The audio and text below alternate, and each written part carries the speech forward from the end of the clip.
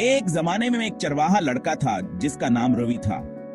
रवि एक छोटे से गांव में रहता था जो हरी भरी पहाड़ियों के बीच में था।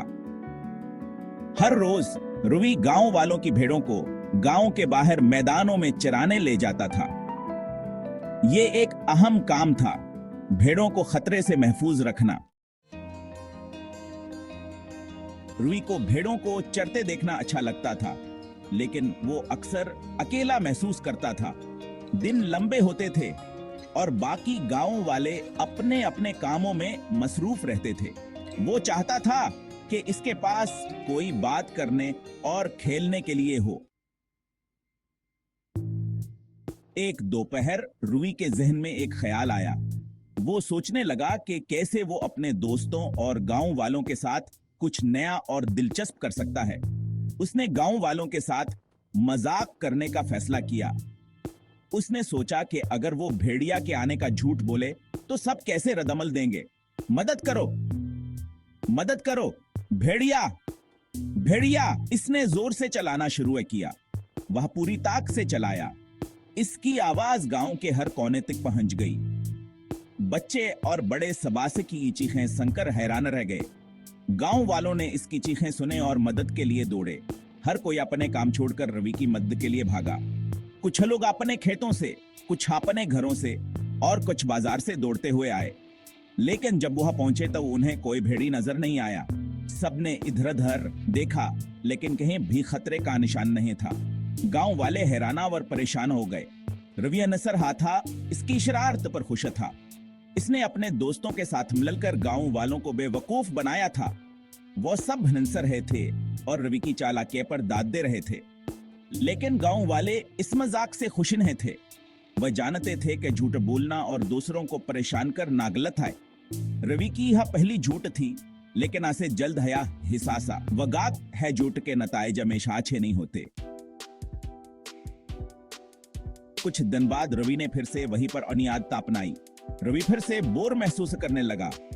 उसके दिल में एक अजीब सी बेचैनी थी, जैसे कुछ नहीं और दिलचस्प करने के तलबाओ। वह भूल गया था हंस के झूठ ने गांव वालों को कैसे डराया था। गांव वाले अब ब्यास के पिछले झूठ को याद करके परेशान थे। रवि ने एक बार फिर शरारत करने का सोचा। उसने अपने अर्धगर्द देखा और एक नया झूठ बोलने का मंसूबा बनाया। गांव वाले अपने रोजमर्रा के कामों में मसरूफ थे। उन्हें रवि की नीति का कोई अंदाज नहीं था। अचानक रवि ने जोर से चलाया, भेड़िया, भेड़िया। इसकी आवाज गूंज उठी। गांव वाले अपने काम रोककर चौंक गए। उनके चेहरों पर खौफ और परेशानी के आसार नुमायां थे। वो जल्दी से अपने औजार उठाकर मैदान की तरफ दौड़ने लगे, जहां से रवि की आवाज आई थी। एक भेड़िया भेड़ों पर हमला कर रहा है। रवि ने एक बार फिर झूठ बोला था, लेकिन इस बार भेड़िया वाकई आया था। गांव वाले एक बार फिर मदद के लिए दौड़े। उनके दिलों में खौफावर उम्मीद की मिलीजुली की फीत थी। जब वहां मैदान में पहुंचे, तवान ने इधर-उधर देखा, लेकिन कोई भेड़िया नजर नहीं आया।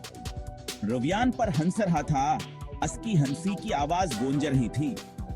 गांव वाले हैराना और गुस्से में थे। उन्होंने इसे दोबारा झूठ न बोलने की तंबीह की। उन्होंने रवि को समझाया कि झूठ बोलने के नतायज कितने खतरनाक हो सकते हैं। रवि ने सर झुका लिया। उसके दिल में कुछ पशिमानी थी, लेकिन आशा की शरारती फितरता भी बरकरार थी। गांव वाले मायूसी से सर हिलाते हुए वापस चले गए।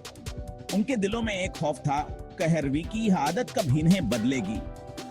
रोया किला बैठा सोचने लगा, क्या इसके झूठ का कोई अंजाम होगा? क्या गांव वाले का अभ्यास पर दोबारा भरोसा करेंगे? सोरजेक रोब हो रहा था और गांव पर लंबे साए पड़ रहे थे। रवि के दिल में एक सवाल था, क्या वो कभी सच बोलने की अहमियत को समझेगा? एक दिन जंगल से एक असली भेड़िया नमोदार हुआ। ये गरज रहा था। इसकी आंखें भेड़ों पर जमी हुई थी। रवि खौफजदा था। भेड़िया बड़ा और खतरनाक था।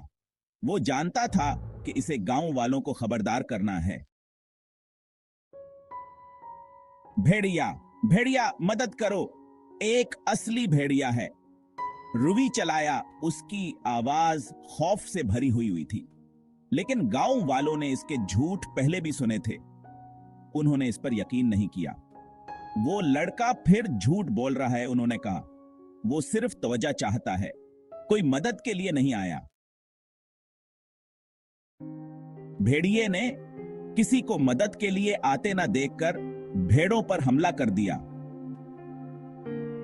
रवि खौफ से देखता रहा जब भेड़िए ने रीवुड को बिखेर दिया। कुछ भेड़ें जख्मी हुई और कुछ भाग गईं, पहाड़ियों में खो गईं। रवि को बहुत बुरा लगा। उसके झूठ की वजह से गांव वालों की भेड़ें चली गईं। जब गांव वालों को आखिरकार पता चला कि क्या हुआ है, तो वह बता हैराना और परेशान हुए। रवि ने एक ऐसी हरकत की थी जिसने सबको हिलाकर रख दिया था। गांव के बुजुर्गों ने फौरन एक हंगामी मीटिंग बुलाई था, हंस मसले का हल निकाला जा सके। तो वह रवि पर बहुत नाराज हुए। रवि को अपने किए पर बहुत पछतावा हो रहा था। उसने सोचा खास किया एक छोटी शरारत इतनी बड़ी मुसीबत में बदल जाएगी।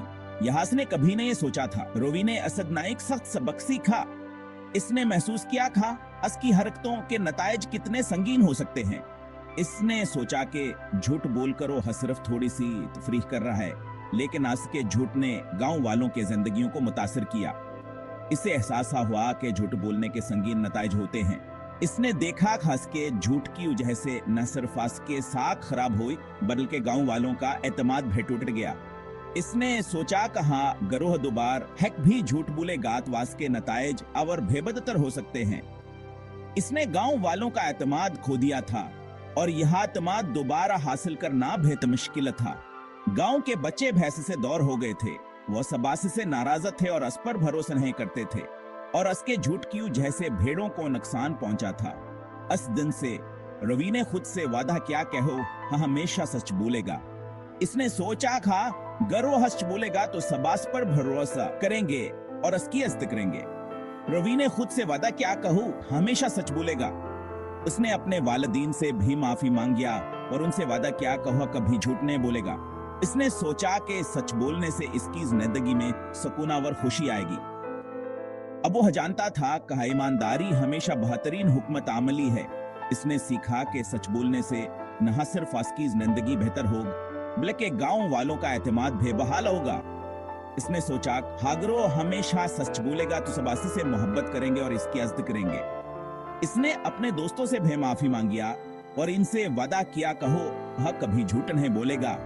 इसने सोचा कि सच बोलने से इसकी जिंदगी में खुशी और सुकून